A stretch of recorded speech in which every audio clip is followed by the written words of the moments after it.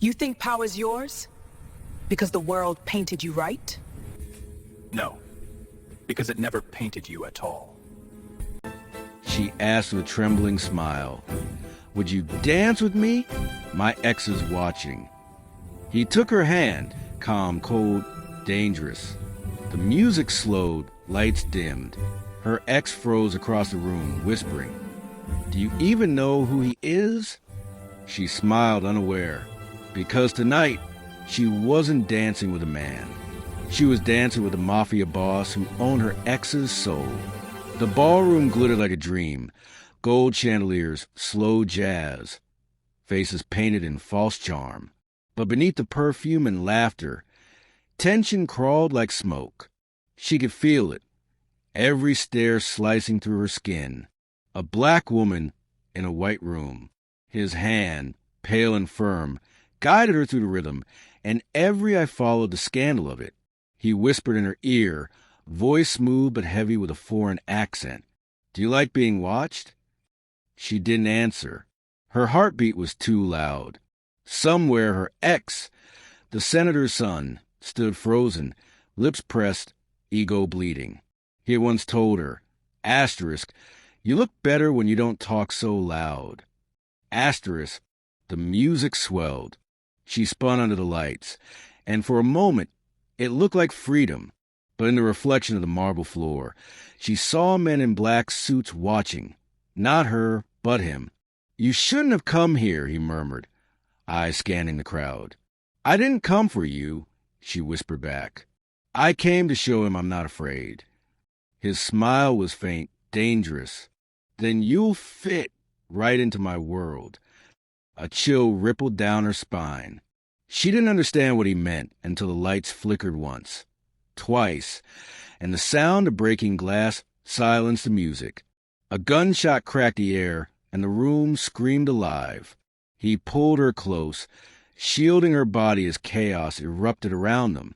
When she opened her eyes, they were in the back of a black car, speeding through the city. Who were they? She gasped. He looked out the window.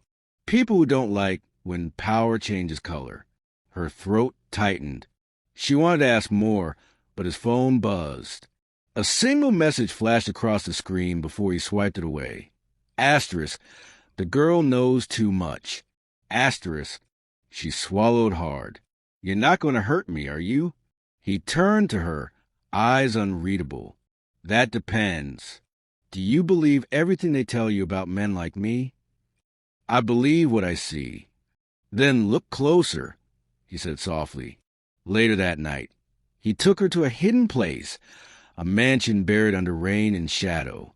The walls whispered wealth, but something in the air smelled of danger. He poured her a drink, and when she hesitated, he smiled. You think I poison people? I think your use control, she said. His grin faded. You think Americans have a monopoly on that. For a heartbeat, silence. Then laughter, sharp and bitter. You see color before character, he said. You think you're different from them, but you judge me the same way. Her voice broke. You kill people for power. He leaned closer. And your people die for justice. Tell me which one the world forgives faster. The words hit like bullets. She couldn't reply. Somewhere deep down, she realized he wasn't entirely wrong. A knock shattered the moment. One of his men whispered something in Russian, eyes darting toward her. What did he say? She asked.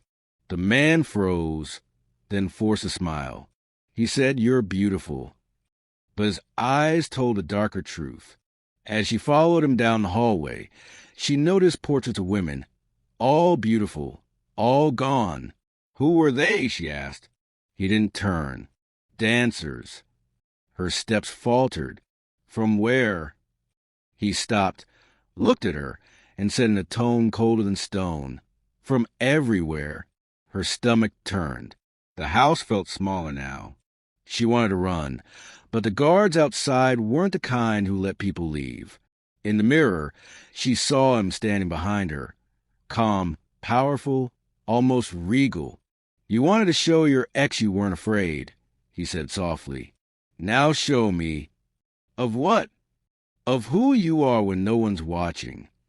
Her reflection trembled. Behind her, his phone rang again.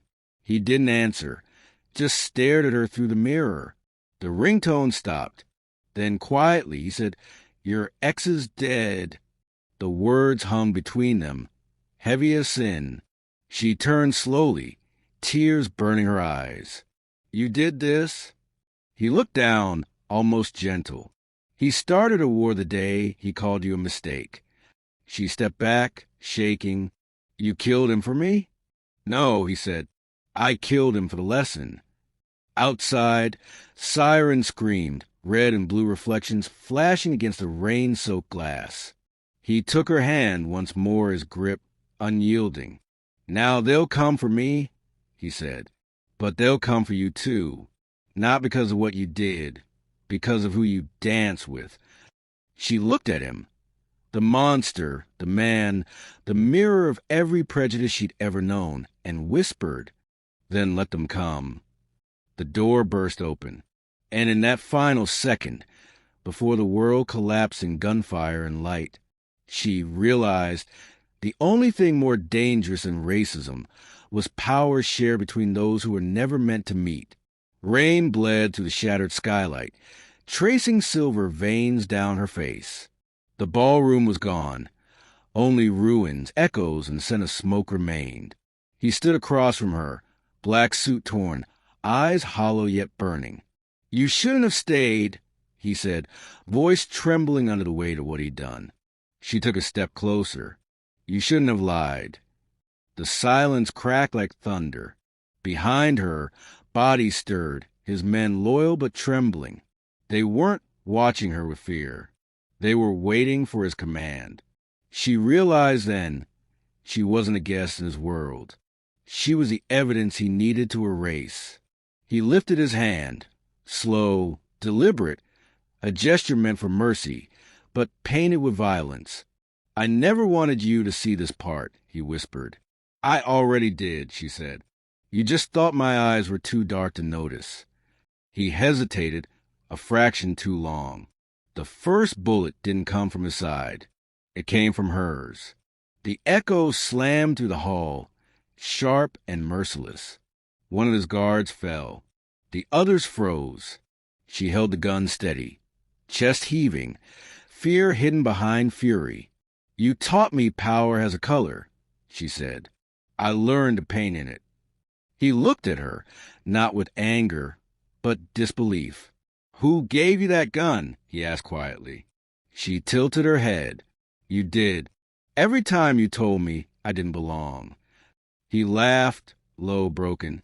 "Then I suppose you finally learned my language." She stepped closer, each word cutting through the air. "No, I learned the parts you try to hide." The thunder outside roared like applause. Lightning revealed faces at the window. Police's enemies, the world closing in. He smirked, wiped the blood from his lip, and whispered, "You think they'll save you because you're innocent?" She aimed the gun higher. "No, they'll save me because they're afraid of the truth." For the first time, fear flashed in his eyes. "What truth?" he asked. She dropped the bomb like a blade. "That your empire runs on names you stole from my people." His breath caught. The music of the storm swallowed the moment whole. He lunged forward, but she didn't flinch. "They'll never believe you," he hissed. "They already do," she said. Her voice broke, soft but lethal. "Because I gave them the recordings, every deal, every call, every word you said about the people you called lesser." His body froze. The guards turned not toward her, but toward him. The shift was silent, like gravity changing direction. He stared at them, disbelief turning to horror. "You sold me out," he whispered. "No," she said, tears in her eyes. "You sold yourself the day you made me dance in your shadow." He laughed once, hollow and cracked. "You think they'll let you walk away clean?" She lowered the gun. "I don't want to walk away clean. I just want to walk away seen." The police stormed the doors. Shouts fill the air, commands, sirens, chaos. He stepped closer, almost gentle, his voice barely human now. They'll never see you, not the way I did. She smiled faintly. Then maybe that's your punishment. As they dragged him away, he called her name, not in anger, but like a prayer to something he couldn't kill. Her heart trembled, but she didn't turn. The walls trembled too, the echoes of gunfire mixing with the heartbeat of the city finally watching. Outside, the rain turned red in the flashing lights. A reporter shouted her name, but she kept walking, slow, steady, alive. Somewhere behind her, his empire collapsed, brick by golden brick. She looked up at the sky, breath shaking, and whispered the words he once said in another tongue, words he now owned. Power is colorless. And for the first time, it finally was. The courtroom was silent, too silent. Her heels echoed like gunshots against a marble floor. Cameras flashed, faces blurred. He sat across from her in chains, but somehow he still looked like the one in control. The world called her brave. The whispers called her lucky. She knew she was neither. His lawyer spoke in riddles. Words like asterisk misunderstanding, cultural difference, emotional instability. Asterisk, each syllable scraped against her bones. They were rewriting what she lived through, polishing his crimes into diplomacy.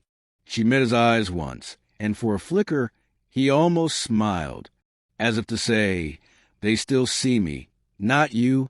Outside, thunder rolled over the city. Inside, justice trembled beneath perfume and prejudice. The judge's gavel fell like a tired sigh. Charges reduced. Sentence suspended. Gasps, murmurs. Headlines being born before her tears could fall. He walked free, again. And yet, when he passed her, he stopped, leaned close enough for his breath to haunt her skin. You won, he whispered, but they'll still call you angry. Her heart cracked, not from fear, but from truth.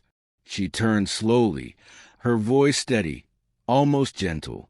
Maybe anger is the only language they ever taught me to speak. For a moment, his mask slipped, arrogance bleeding into regret. Then he smiled again, that same old empire of charm and danger. But as he stepped into the blinding light of cameras, the world shifted. The same men who once stood behind him now turned their backs, afraid of his shadow. She walked outside, past the reporters, past the noise. The rain began, soft, endless. Drops slid down her cheeks, washing away the makeup, the war paint, the lie of survival. In the reflection of a broken window, she saw herself not as a victim, not as a survivor, but as something in between. Behind her, a siren screamed. Then silence. A gunshot, faint, distant. Someone shouted his name. The world didn't flinch. She didn't look back. Maybe justice doesn't come from courts. Maybe it comes from ghosts. Maybe it came from her. The rain turned silver under the streetlights. For the first time, she breathed without apology. And when the dawn finally touched her skin, it didn't feel like light. It felt like memory, cold, honest, unafraid.